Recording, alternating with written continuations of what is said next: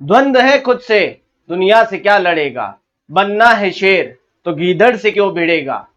जब आती है जीवन में चुनौतियां शेर से बढ़कर, तो जीतेगा वही जो जीत की जिद लिए अड़ेगा।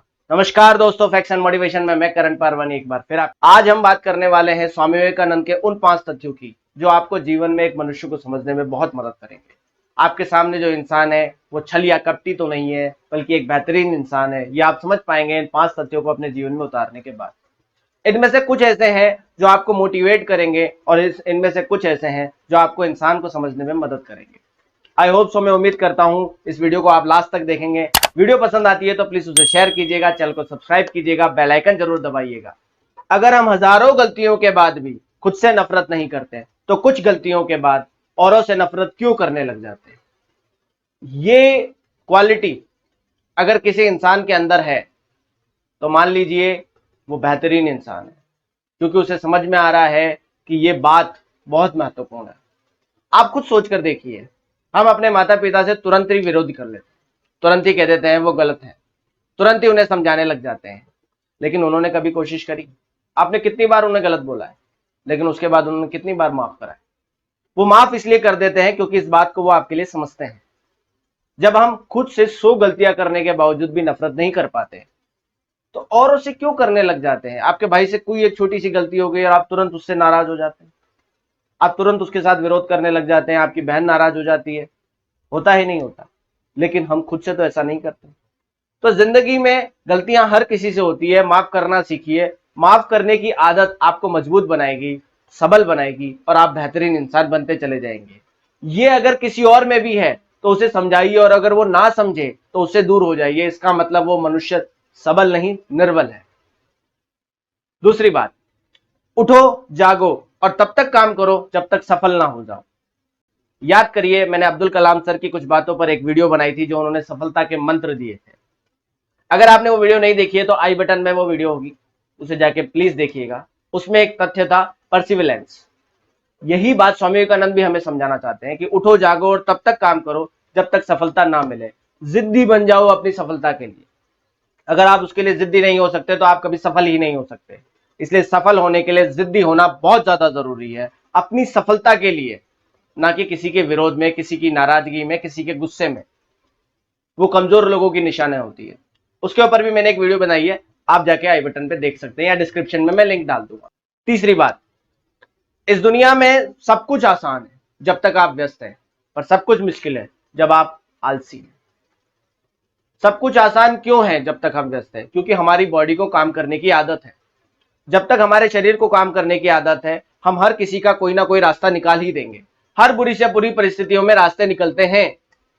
प्रधानमंत्री नरेंद्र मोदी जी को देख लीजिए, कोविड के दौर में उन्होंने कितने बेहतरीन रास्ते निकाले, कैसे वो समस्या उपलब्धि में बदल गई। ये एक सबसे बड़ा साक्षात उदाहरण है जो आपने अपने जीवन काल में देखा होगा।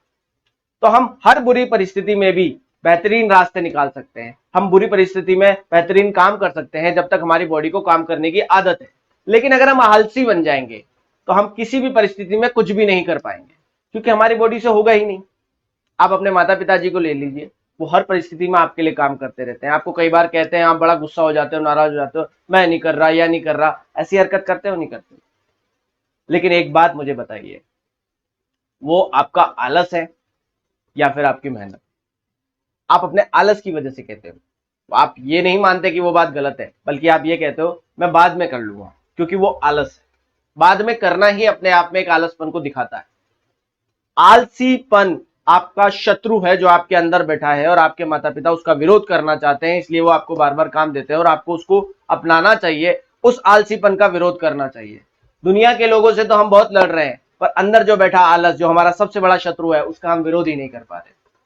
उस दुश्मन को खत्म कीजिए जो आपके अंदर बैठा। इसके बाद वो कहते हैं, जैसा तुम सोचोगे वैसा ही तुम बनोगे। खुद को निर्बल मानोगे तो निर्बल बनोगे, सबल मानोगे तो सबल बनोगे। एक बात समझिए, अगर आपके मन में यह बात आ गया कि कोई कंपटीशन आप फाइट नहीं कर सकते तो आप कर ही नहीं पाओगे। यह बात अक्सर आपने सुनी होती। यही स्वामी विवेकानंद हमें समझाना चाहते थे कि खुद को हमेशा मजबूत मानिए। यह मत सोचिए कि आप किसी से कमजोर है, कहीं ना कहीं आप उससे बेहतर है, आप उससे बहुत बढ़िया कर सकते हैं। बस आपको उसे समझने की जरूरत है, उसे ढूंढने की जरूरत है, उस रास्ते को जानने की जरूरत है। अगर उस रास्ते को आप जान लेंगे तो आप जरूर सफल हो ही जाएंगे। इसके बाद अंतिम ऐसी पंक्ति जो स्वामी विवेकानंद हमें समझाना चाहते हैं कि खुद को परखना बहुत जरूरी है। समय समय पर खुद को परखना बहुत जरूरी है, हमें पता तो चले हम कर क्या रहे हैं। कई बार हम रास्ते बदल जाते हैं, कई बार हम रास्ते भटक भी जाते हैं। अब बदल जाएंगे तो हमें याद आएगा कि यार हमने गलत रास्ता पकड़ लिया, हम तुरंत सही रास्ता पकड़ेंगे। और भटक जाएंगे तो हम उसके चिन्ह ढूंढने की कोशिश करेंगे, हम किसके यहां पहुंचने वाले थे, वहां कहां पे रिलेशन आ रहा है, तो हम वहां तक पहुंचेंगे या नहीं पहुंचेंगे। तो इसी तरह से आप खुद को समझिए, खुद को परखिए। अगर आप खुद को परख पा रहे हैं, खुद को समझ पा रहे हैं, तो आप जीवन में सफल हो पा रहे हैं। क्योंकि अगर हम खुद की गलतियां नहीं ढूंढेंगे तो हम बेहतर कैसे बनेंगे, और अगर हम बेहतर नहीं बनेंगे तो सफल कैसे बनेंगे। इसलिए खुद को परखना बहुत ज्यादा जरूरी है। तो आई होप सो ये 5 बातें आपको अच्छे से समझ में आई होगी। पहली थी, अगर हम खुद की गलतियों पे खुद को नफरत नहीं करते तो औरों से नफरत करने का हमें हक नहीं है। पहले हमें खुद की गलतियों को सुधारना चाहिए। दूसरी थी, उठो जागो और तब तक काम करो जब तक जीवन में सफलता ना मिल जाए, यानी जिद्दी बनो अपनी सफलता के लिए। इसके बाद तीसरी थी, आलसी मत बनो। सब कुछ आपके लिए आसान है जब तक आप व्यस्त हैं, और सब कुछ मुश्किल है जब तक आप आलसी हैं। चौथी थी, जैसा तुम सोचोगे वैसा तुम बनोगे। निर्बल मानोगे तो निर्बल, और सबल मानोगे तो सबल। और अंतिम 5वीं थी, खुद को परखना समय समय पर बहुत ज्यादा जरूरी है। उसी से हमें पता पड़ता है कि हम कहां सही है और कहां गलत है। आशा करता हूं ये 5 बातें आपके जीवन में आप जरूर उतारेंगे। स्वामी विवेकानंद हमें क्या सिखाना चाहते थे ये मैंने आपको बता दिया है। आई होप सो, मैं उम्मीद करता हूं फैक्शन मोटिवेशन चैनल आपको अच्छा पसंद आ रहा होगा। अगर वीडियो पसंद आई है तो प्लीज इसे लाइक कीजिए, शेयर कीजिए, इसे वायरल कीजिए। मैं उम्मीद करता हूं आप इतना प्यार बरसाएंगे। और 1000 सब्सक्राइबर हमारे हाल ही में कंप्लीट हो गए हैं। Thank you very much for this love. I hope so ये और बेहतर होगा, ये जर्नी और बहुत बढ़िया बनेगी। आपको बेहतर बनाने के लिए, आपसे सीखने के लिए और आपको कुछ सिखाने के लिए ये मैंने चैनल स्टार्ट करा है। मैं उम्मीद करता हूं ये चैनल अपने मिशन तक जरूर कामयाब होगा। वीडियो पसंद आए तो प्लीज उसे लाइक करना, शेयर करना, चैनल को सब्सक्राइब करना भूलना मत, बेल आइकन दबाना भूलना मत। मिलते हैं अगले किसी वीडियो में किसी और टॉपिक के साथ। तब तक के लिए जय हिंद, जय भारत।